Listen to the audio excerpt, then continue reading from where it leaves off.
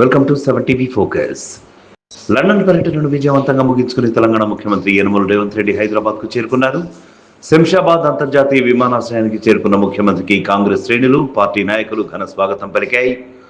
శంషాబాద్ మండలం కాంగ్రెస్ అధ్యక్షుడు మహేందర్ ముజిరాజ్ ముఖ్యమంత్రి రేవంత్ రెడ్డికి శాలువా కప్పి సత్కరించి స్వాగతం తెలిపారు. సీఎం రేవంత్ రెడ్డికి స్వాగతం పలికేందుకు ఎయిర్పోర్టు పరిసర ప్రాంతాలకు కాంగ్రెస్ నాయకులు, కార్యకర్తలు పెద్ద ఎత్తున తరలివచ్చారు. లండన్ పర్యటనలో తెలంగాణకు మరిన్ని పెట్టుబడులు తీసుకురావడమే ప్రధాన లక్ష్యంగా సీఎం రేవంత్ రెడ్డి పలు పారిశ్రామిక, వాణిజ్య సంస్థల ప్రతినిధులతో సమావేశాలు నిర్వహించారు.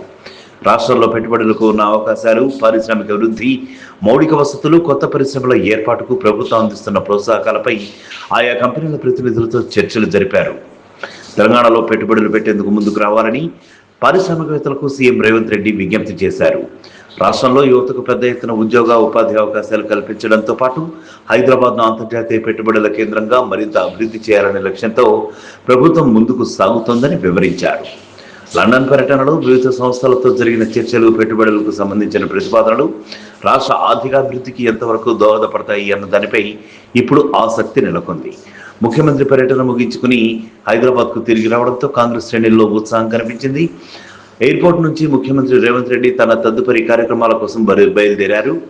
లండన్ పర్యటనలో జరిగిన సమావేశాలు, తెలంగాణకు వచ్చే పెట్టుబడులు, ఒప్పందాలు, రాష్ట్రానికి కలిగే ప్రయోజనాలపై ప్రభుత్వం తదుపరి వివరాలను వెల్లడించే అవకాశం ఉంది. మొత్తంగా చూస్తే తెలంగాణకు పెట్టుబడులు ఆకర్షించడం, పారిశ్రామిక అభివృద్ధిని వేగవంతం చేయడం, యువతకు ఉద్యోగ అవకాశాలను పెంచడమే లక్ష్యంగా సీఎం రేవంత్ రెడ్డి చేపట్టిన లండన్ పర్యటన ముగిసింది.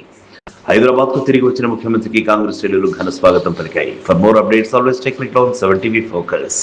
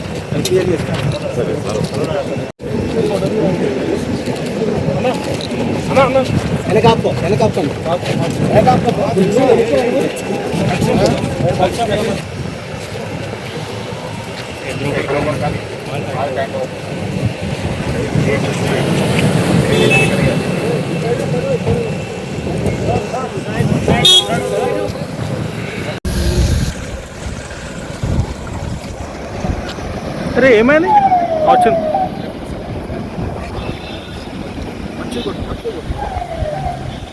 ఓకే